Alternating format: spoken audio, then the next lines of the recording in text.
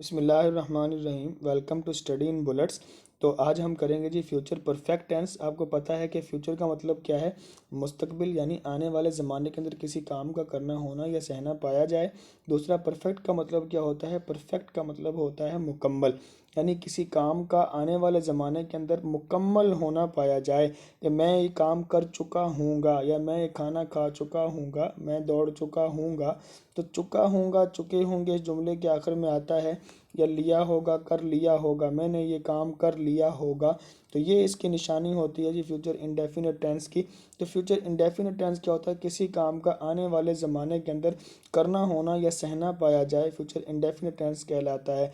हम देखेंगे जी क्या होता है उर्दू में, इसकी पहचान क्या होती है। यही चुका होगा, चुकी होगी, चुके होंगे, या होगा, होगी वगैरह, यानी ये होगा, लिया होगा, कर लिया होगा, कर खा लिए होंगे, पी लिए होंगे।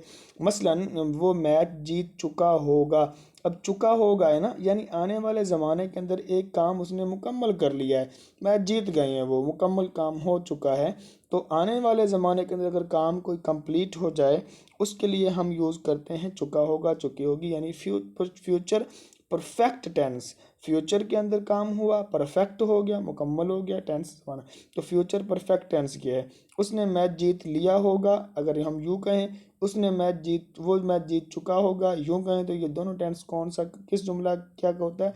लिया होगा या चुका होगा, फ्यूचर परफेक्ट टेंस के अंदर आएगा। अब हम देखते हैं जिसकी इंग्लिश हमने कैसे बनानी है। तो इंग्लिश बनाने का वही तरीका है, ओल्ड सब्जेक्ट लगाएंगे, हेल्पिंग वर्ब लगाएंगे, और उसके बाद हम फर्स्ट फॉर्म नहीं लगाएंगे, दूसरी फॉर्म नहीं लगाएंगे, बल्कि याद रखेंगे हम थर्ड फॉर्म ऑफ वर्ब लगाएंगे। जब भी परफेक्ट टेंस आता है तो थर्ड फॉर्म ऑफ वर्ब आती है, जब भी कॉन्टिन्यूस टेंस आता है तो आईएनजी वाली फॉर्म ऑफ वर्ब आती है। ठीक है, तो यहाँ पे हम कौन सी फॉर्म लगाएंगे? Third form. तो हेल्पिंग वर्ब क्या लगाएंगे यहाँ पे? Will, shall, have. Will have या शैल हैव।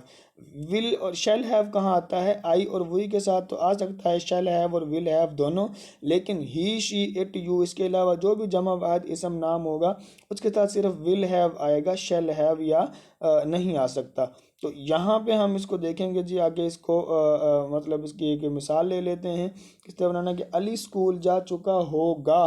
तो अली जो है, अली अली क्योंकि ये क्या है? अली स्कूल जा चुका होगा, ये सब्जेक्ट फाइल आ गया। उसके बाद हम लगाना है हेल्पिंग वर्ब। तो हेल्पिंग वर्ब यहाँ पे क्या लगाएंगे हम? आपको पता है कि विल शैल में से लगाना है, तो अली विल आ जाएगा, अली विल, अली विल। अब यहाँ पे विल शैल के साथ क्या लगाना है? हैव। अली विल हैव, और third form of verb, Ali will have gone to, gone, G on, gone to school, Ali will have gone to school. Ali school जा चुका होगा, ये क्या बन गया? हमारा फ्यूचर परफेक्ट टेंस। अगर हमने इसको सवालिया बनाना है तो हम कैसे बनाएंगे ये देखें। अगर हमने इसको जुमले को सवालिया बनाना है तो विल शैल को जुमले के शुरू में लगाएंगे, जो हैव है वो वहीं पे रहेगा, तो जुमला क्या बन जाएगा? सवालिया बन जाएगा। जैसे कि मैं कहता हूँ कि will will I have worked, क्या मैं काम कर चुका हूँगा, या शेल आई हैव वर्कड, क्या हम काम कर चुका हूँगा, या विल दे हैव वर्क, क्या वो काम कर चुके होंगे। जुमला सवालिया बन जाएगा। विल शैल जुमले के शुरू में आएगा, हैव वहीं रहेगा, तो जुमला सवालिया बन जाएगा। अगर हमने जुमले को सवालिया मनफी बनाना हो तो विल और शैल के बाद हम क्या लगा देंगे? नॉट, और एंड पे फिर हैव वैसे ही आ जाएगा। तो I will not have worked, या we shall not have worked, या you will not have worked, तो हम काम नहीं कर चुके होंगे या वो काम नहीं कर चुके होंगे। अब ज़रा इसको हम देखते हैं। यहाँ पे इसकी एक मिसाल लेते हैं कि अली स्कूल नहीं जा चुका होगा। तो अली, अली, अब यहाँ पे हम लगा देते हैं will. Ali, Ali will not, आगे नॉट लगाएं, अली विल नॉट, उसके बाद क्या आ जाएगा जी? Have. Ali will not have gone to school, third form of verb gone. Ali will not have gone to school, Ali school नहीं जा चुका होगा। तो ये आ गया जी, थर्ड फॉर्म ऑफ वर्ब लगा दी, और ये हमारे पास फ्यूचर परफेक्ट टेंस बन गया। अब आ गया है जी फ्यूचर परफेक्ट टेंस को अगर हमने सवालिया बनाना है और मनफी देख लिया। सवालिया मनफी कैसे बनाना है? तो विल शैल को हम शुरू जुमले के शुरू में लगा देंगे और नॉट हैव वहीं रहेगा। विल या shall, will I not have worked, क्या मैं काम नहीं कर चुका हूँगा, जुमला सवालिया भी बन गया और मनफी भी बन गया। अब इसके अलावा एक ख़ास जगह की काम की तकमील मुस्तकबिल में हो एक ख़ास वक्त के अंदर, तो वहाँ पर भी हम क्या लगाते हैं, फ्यूचर परफेक्ट टेंस लगाते हैं।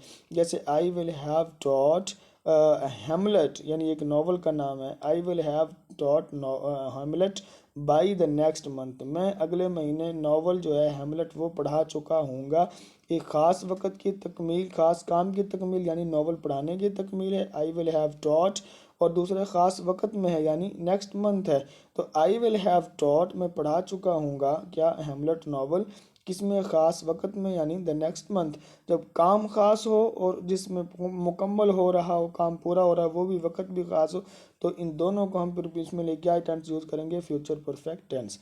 तो ही हैज़ कंप्लीटेड या ही विल हैव, ये आ गया, he will have completed his assignment in an, और उसने 1 घंटे में अपनी असाइनमेंट जो है काम जो है वो पूरा कर लिया होगा। तो विल हैव आएगा, ठीक है जी। बाकी सारी आप खुद से ये एक्सरसाइजेस करेंगे हेल्प।